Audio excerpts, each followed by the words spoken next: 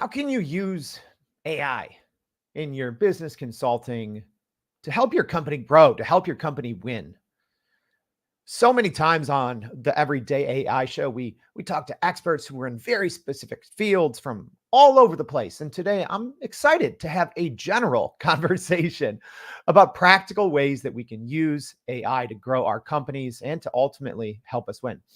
So if you're joining us live, thank you. If you're joining us on the podcast, make sure to check out the show notes as always and go to youreverydayai.com, sign up for that free daily newsletter. But welcome to Everyday AI. My name's Jordan. I'm the host. And before we get into our live stream and podcast, let's first take a look at what's going on in the world of AI news.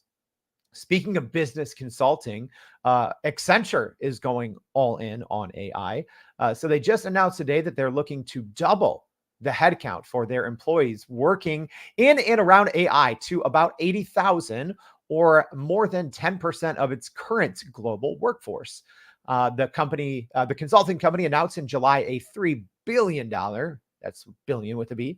They announced a $3 billion investment into generative AI and AI for their clients over the coming 3 years. So, after a very slow start from business consulting companies, Accenture is now really picking up the steam.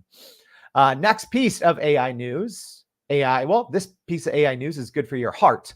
That's because a new study from Oxford shows that AI can predict heart attack risk up to 10 years in the future. So they use AI to more accurately analyze CT scans, and this tech could potentially save thousands of lives and improve treatment for patients. So the study was funded by the British Heart Foundation, and they use AI to analyze data from routine cardiac CT scans. And they found that even patients with seemingly healthy arteries could be at risk for future heart attacks, which is some very exciting breakthrough news for AI in the medical field. Last but not least, OpenAI is seeking more funding for superintelligence. So in a recent interviews with the Financial Times, OpenAI CEO Sam Altman said he is seeking more financial support from Microsoft as his company pushes forward with research into creating superintelligence through artificial intelligence models. That's like the next level of artificial general intelligence. It's when the machines no longer need us. So OpenAI is focused on researching how to make artificial general intelligence, AGI, safe and beneficial, as well as developing more powerful AI agents. So that may be a little off in the future, but don't worry. If you want to know about how to use AI today and how to use it to grow your business and not AGI, that's what today's show is for. So I'm very excited to have on the show, and please help me welcome. We have Damon Pistulka, who is the co-founder of Exit Your Way. Damon, thank you for joining the Everyday AI show. All right, Jordan, glad to be here. All right, I'm excited. Well, hey, first, give everyone a brief overview of a little bit of what you do at Exit Your Way. Yeah, well, we help business owners improve their businesses, build value, and sell their businesses when they're ready. It's really about generating wealth with your business for whatever you want to do next. So for all the business owners out there, maybe this show's for you.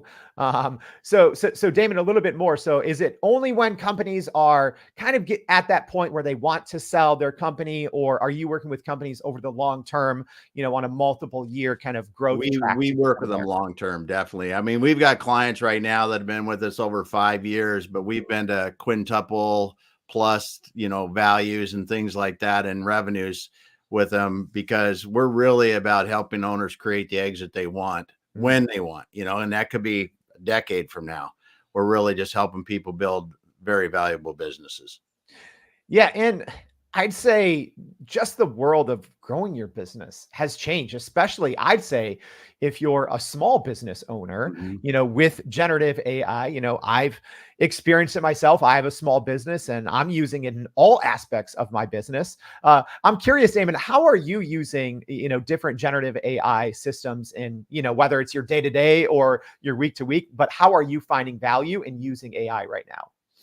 Well, us personally in our business, we use it extensively for research, combining, there's just so many things that it's read almost everything, right? And you're looking at it and I say, how can I combine this huge mass of data into something that I can understand. That's huge. Or even things as simple as generating ideas for content, right? If you want to look at content or pain points for the people that you want to talk with, just understanding those kind of things, because we all have these, perspectives, and that really helps us take the blinders off and really understand what we're trying to do and be better at what we're doing. Mm. And hey, as a reminder, thank you everyone for joining us live. Mike Lammer is joining us. Thanks for joining us. Harvey Tuck saying he's happy to be here. Good conversation.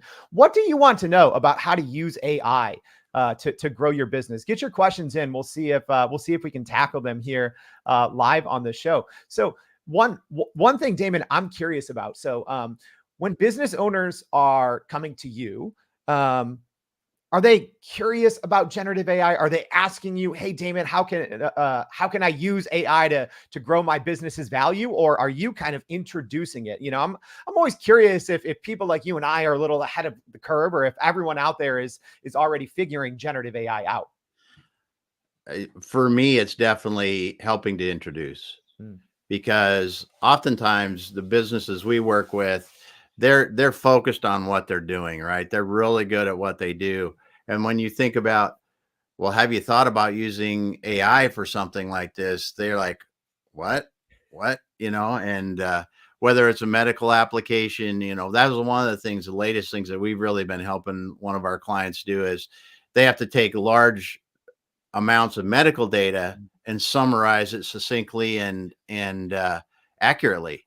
And it's really interesting the applications we've been able to research and then develop with them to do that, or something as simple as, just the simple things like making you better. If you've got, say, an accounting or a finance person that doesn't know how to do something in Excel, I mean, just the simple stuff that AI can do to help them be an expert in a program that's been around forever, like Excel, to solve whatever challenges they want, or data analysis, from that financial perspective. It's just so much it can do right now, but we're introducing it to these clients because they don't realize how it can help them in their daily lives.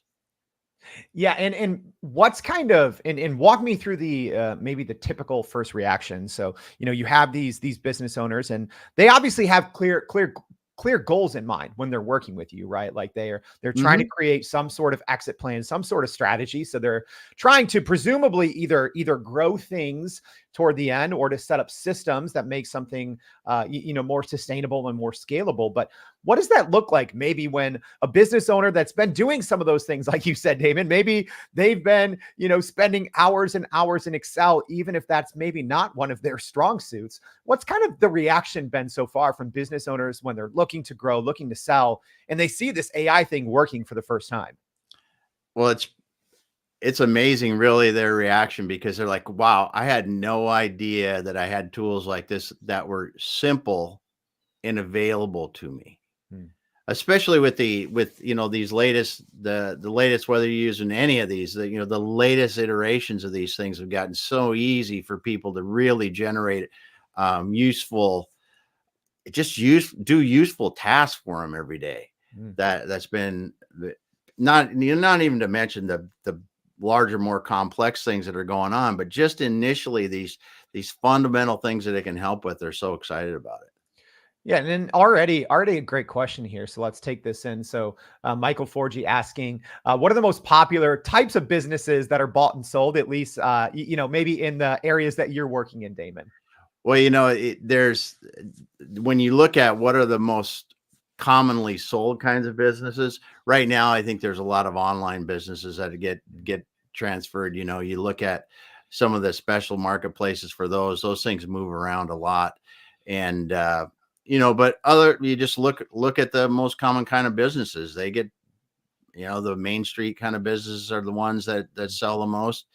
But online businesses now, you can go to the online brokerage places and see thousands of them. Everything from an Amazon business. I mean, those product businesses on Amazon change hands a lot, and those kind of things definitely Hmm. are popular. Well, I'm gonna try to better understand this myself and maybe explain it to the audience. So, are you saying, kind of like marketplaces that people go to, sell an online business, maybe something like an Empire Flippers, Yep. something like that, where you go and list a business, right? Yeah, yeah. Those are the places where you can find the popular ones. And then I guess it's not coming to me right now, but there's another one that's just for online businesses. Empire Flippers is more for like e-commerce kind of businesses and some online, but there's some that are actually just for like, I've got a website that's selling this kind of product, or I got an Amazon business, and it's really pretty good. Those are really pretty good, where you can find a lot of different deals there. Yeah, and I'm curious. I'm curious because in this scenario, maybe when someone's listing, kind of a business they created for sale, or kind of like what you said, Damon. Maybe they created a pretty successful Amazon business or something like that, and maybe something happened, during the pandemic and supply chains, and maybe it's just not as profitable as they would like. In these scenarios, are you able to find maybe areas where generative AI can make such a great difference, because maybe some of these business owners just didn't know, and it could make their day-to-day so much easier? Is that something that you're finding now, specifically with this shift toward putting things online? Maybe the pandemic threw a wrench in people's plans over the long term. Is this something you're seeing? Well, yeah, it comes primarily in right now in the marketing, right? Because the generative AI and others, it's so robust in its knowledge about what are really good marketing techniques, what's language we should use, what are the things that we're missing in our current marketing objectives, because it can browse your stuff now, it can compare to others, it can do so many things that a small company can't afford to go out and hire a very expensive CMO. But with AI, you can bring them into your company by taking the time to really explain your company and then let it do that work for you.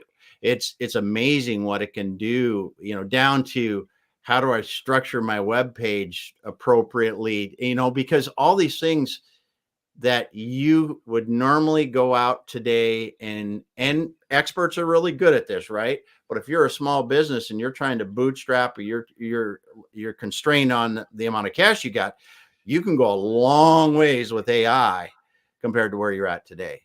Mm.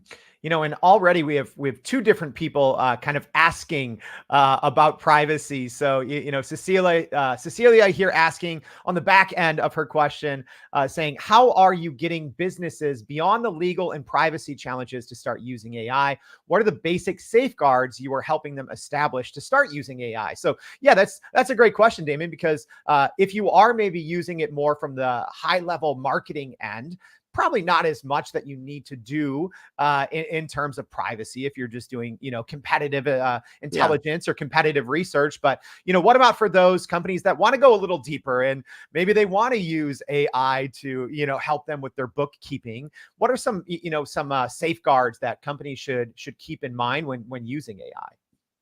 That's a great point. With our clients, we're only going to use companies that are developing stuff that ensures privacy. Like we've got some that we have to use HIPAA compliance with, and you just got to make sure you're working with the right companies to do that. You can't just go out to to whatever AI site that you like and start working with them. Obviously, because the privacy is not there. That's where you really have to go to the companies that are developing the apps that do and are certified and protect your privacy like you need to. Um, Really, there's limited application for that, though. I think that more often small business owners don't need to worry about it, because your competition already knows. They already know what you're doing. You're not going to be doing anything special. You're probably just going to be doing something that they're not. Hmm. And I mean, although unless it's some secret IP thing that formulas or something, or like I said, HIPAA compliance, it's really not as big a concern as people make it to be. Mm. Damon, in your experience since, with Exit Your Way and helping companies specifically use AI to, create more business value. What are some of the most common kind of wins that you've seen, right? Because there's no shortage of way to use generative AI to help companies grow, to make them more profitable. But what are some common themes that you've seen from the companies you've worked with that you're like, hey, most, 9 times out of 10 or more often than not, this approach using generative AI is a win? Yeah, it's in the two areas mainly, or three really. One is in the marketing, right? It come back to that again because it helps them so much without having to hire a CMO or something like that. It can get their internal marketing people a long ways down the road without spending that money. The second thing is as I talked about too, is helping their internal so-called experts be better because they've got access to this wide range of knowledge. It doesn't matter if I'm a developer, if I'm a finance person I talked out, or I'm a medical expert. There are so many different things that it can help us answer questions that might give us that one idea, the second idea that really helps to answer the question we need answered to help that person move forward. And the last thing is data analysis. I can't, AI will put together patterns that we can't see in data, or take multiple sources of data and pull some really interesting points from it that we won't be able to come to without significant effort. And that's where really those three areas are really driving our clients to be able to go forward faster. Oh, great. Look, great breakdown there. So marketing, helping, number one, marketing. Number two, helping internal experts become better at their job. Number three, data analysis. That's a huge one, Damon. And hey, if you are just joining us now, thank you for joining us. We have Damon Pistulka, the co-founder of Exit Your Way, and we're going over different ways how AI can help businesses just win, right? I love number three that you just mentioned, Damon. It's one of my favorites, actually. So when we're talking about data analysis, I'm someone personally, I love spreadsheets. I love data. I love Google Sheets. I love creating formulas, right? However, AI is better, right? Like I can go into Chat GPT, use the mode that's advanced data analysis is the mode inside of Chat GPT that does that. And it just goes nonstop and it goes faster, right? And it's Mhm. almost always better than me or any other, person who's working in data. What's a piece of advice that you can give to people that are maybe like, my numbers are important. I'm not sure if I want to leave that up to a tool like Chat GPT, but maybe what's a piece of advice that you can give to people, Damon, on actually using it for data? Well, I think for in the big complex data sets, I mean, it can pull out things that you don't understand, or you're not going to see. Now, that's one thing. The other thing that we see a lot of people and really helps us help others is what should we be talking about? What are some of the things that we're not thinking about in this data that we should be? And that's where it really looks at things differently, like we can't easily do. And then you begin to go, okay, here is something that we should be looking at that we're not now, that will make a big difference for us. Mm. It's just, and I see someone's talking about advanced data analysis for Google ads. I mean, that's a really good use of AI. Is like pulling all the sources of leads and things together in your marketing and going, okay, what are the commonalities across these? Because it'll find things that you just don't understand.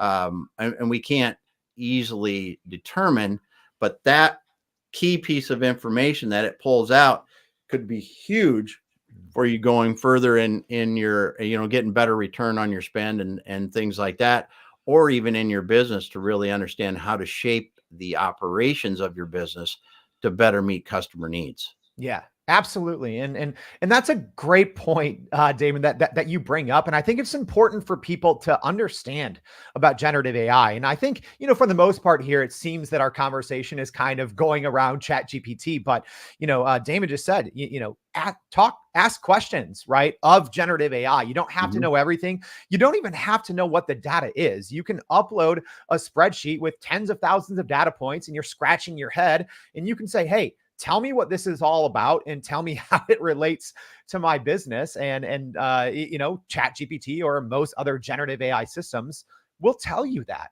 Mm-hmm. And maybe had a question here as well. Let's bring it up here. So David, thanks for joining us. David said, on the data analysis side, what are some AI tools that best align with that? So, Damon, we were kind of talking about ChatGPT and advanced data analysis, but is there any other kind of data tool in the AI space you might recommend? I really wouldn't recommend any specific ones. I would say go out. The thing about it is the AI tools are evolving so quickly. What I can be talking about today, it could be gone tomorrow or surpassed by someone else. So I think you really need to look at it. The ones that we have been looking at, specific industry specific, are in healthcare, which are so interesting to be able to take, like, say you've got a patient that's been in the doctor a lot about a certain thing. They got a serious injury, and I've seen 17 different doctors, and the way that it can summarize that kind of data to pull out relevant points is really incredible, really incredible, and make it easy to understand. Yeah, Damon brings up a great point. I actually had an episode like 2 weeks ago saying, hey, be careful of what AI tool that you use, because a big update from an OpenAI or a Google or a Meta could wipe out that tool. So it's great advice. And even personally, I say probably stick to the bigger systems for that very reason. Some of these small ones, they're not great at really developing, a unique selling proposition. So they could be gone pretty quickly. Yeah. Great. We have great questions today. I'm excited for this one, Damon. We'll get to this one. So Arthur asking, can we double down on some learnings and examples of success and setbacks? So I think we've talked a little bit on the success, unless you have, Damon, one kind of a good success story you'd want to talk about. Otherwise, maybe what are some setbacks, by using generative AI to help grow your business value? Well, the setbacks can be if you're trying to get it to do something it's just not going to do, right? And you get so far into looking at something, and if it's not going anywhere, you just need to go, okay, maybe it's not ready, right? There were some things in the beginning where we were trying to do some, like the medical stuff. We were trying that a year plus ago, and it was just like, it just wasn't ready. Things weren't ready and able to go like we wanted to do. And you look at the setbacks is just really wasting time trying to get it to do something it's really not meant to do at this point. And something in where you need ultimate accuracy or just things like that you gotta, it's just not good at some things yet. That's a good point. Yeah. And I think maybe, Damon, it's worth pointing out, because we talked about, data analysis, and I also wouldn't trust Chat GPT to math, right? Chat GPT by itself is not good at math. If you are using advanced data analysis, it is great at advanced computation. So that's a great call out, is you do have to really know what you're doing, and make sure that you're using kind of the right feature or function for the right reason as well. Damon, maybe I'm curious, because I'm sure you're working with a lot of different clients, and it sounds like ChatGPT and other Gen AI tools have become a great resource for you and your clients looking to increase business value. So we talked about those three earlier, the marketing, helping internal people become better experts, data analysis. Is there one of those areas that even for you on a day-to-day basis that you keep going back to, because the value that it creates is so great? Is there any one area that you keep using generative AI and you're like, wow, how did I do this? Or how did my companies do this before generative AI? It's really about making experts smarter. I mean, for us, it is, because if you go into we're generalists in some ways in what we do, because when you talk about building business value, it hits different spots. It could be an operational, it could be a financial, it could be these things.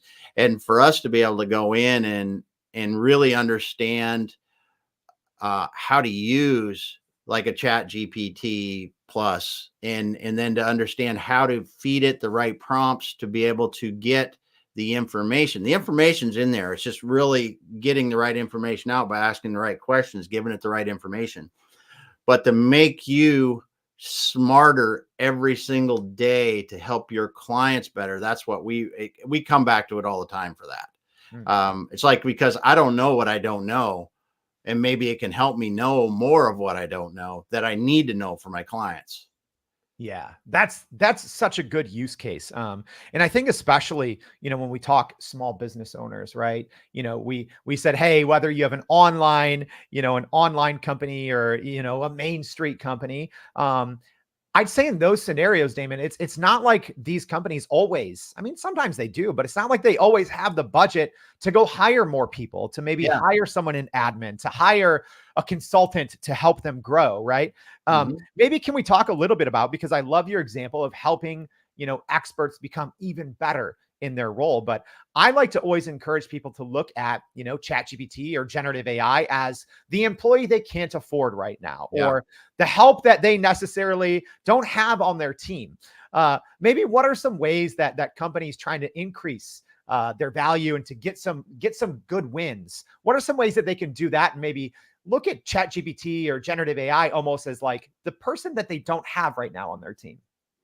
Yeah, well, it will help them understand, again, what you don't know. I mean, everything from, we've used it we've used it to help build processes in businesses. We've helped it to help, and I mean, I'm not just like, hey, I want to, do this whatever simple process, in detailed processes, in pretty technical businesses, like, okay, what is my proposal process? What is the process for completing this type of work?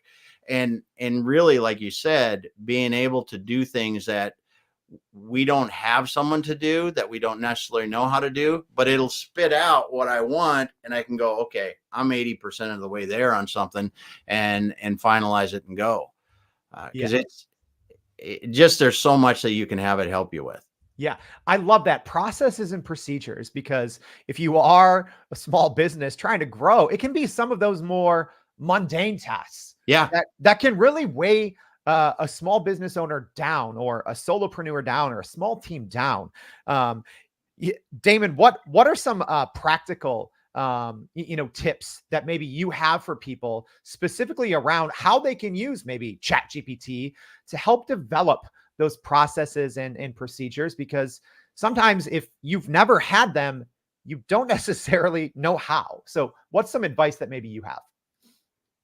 Well, I think the thing that really changed it for us is when we took the time to um, explain in detailed terms who we are, what we do, and how we help people. And because if you give background, your business, what you're trying to accomplish, even personal things about you that will help the AI to understand more about how it should act, how it should think, then it can give you better solutions. If I'm an engineering firm and I'm trying to develop something, a process for something, if it knows we're an engineering firm like this, we're this size, we do these things, this is how we work, these are our internal systems. I mean, if you take it and you develop 5-10 pages, whatever, of details, and ask the AI to say, what do you need to really do this? Ask me 100 questions, ask me 1,000 questions, and you answer them. It can give you so much higher quality information back. That is the first thing I would say. If anybody wants to get in it, have the AI ask you everything it knows to be a good X for you. Y'all, do you have your everyday AI notebook in front of you? Because Damon just dropped one of the things I always teach people, right? So we have our free Prime Prompt Polish course we do twice a week. And one of the things that we always teach people is ask the AI questions, right? You don't have to come off as an expert when you're working with a generative AI system. It's oftentimes better just to ask questions. All right. I think we have time for one more question as we wrap things up. And this is an interesting one. So George's son said, we recently saw the appointment of the AI-powered CEO called Mika at Dictador, a Polish beverage company. What's your opinion on that? I'll leave it up. I'll let you take this first, Damon, because I have some thoughts on this. But yes, this is real. We covered this on the show a couple of weeks ago, but a Polish beverage company, I don't know if it was more for press, but they did appoint a human-like robot with AI to be their CEO and to make all their decisions. What's your thoughts on that one, Damon? Well, I think that, I'm mixed, right? Because from a certain standpoint, it's nice because it could work really well. But then in others, I just don't know how creative and flexible that AI can really be at this point. I mean, we can operate in weird and awesome ways in our minds, and I just don't know. I know we're not there yet with AI. That's the only thing. I mean, in situations, it's not going to make and it doesn't make the right decisions. That's the only thing. Yeah, 100%. Yeah, I think this was more of a publicity stunt. Yeah. But I love the concept though of, hey, maybe you don't like running the day-to-day. Maybe you love marketing or you love, accounting, but you're a business owner. I think it's okay to kind of train a ChatGPT chat to help you run the business. I don't think there's anything wrong with that, but I don't know about the actual AI robot walking around and telling you what to do. All right, we've covered so much here, Damon. You kind of had your 3 points, different ways that you can use generative AI. I love the concept of asking questions, but maybe if there's one takeaway that you really want people to kind of glean from this conversation on how they can use AI and consulting to help their companies win, what is that one major point that you want people to leave with?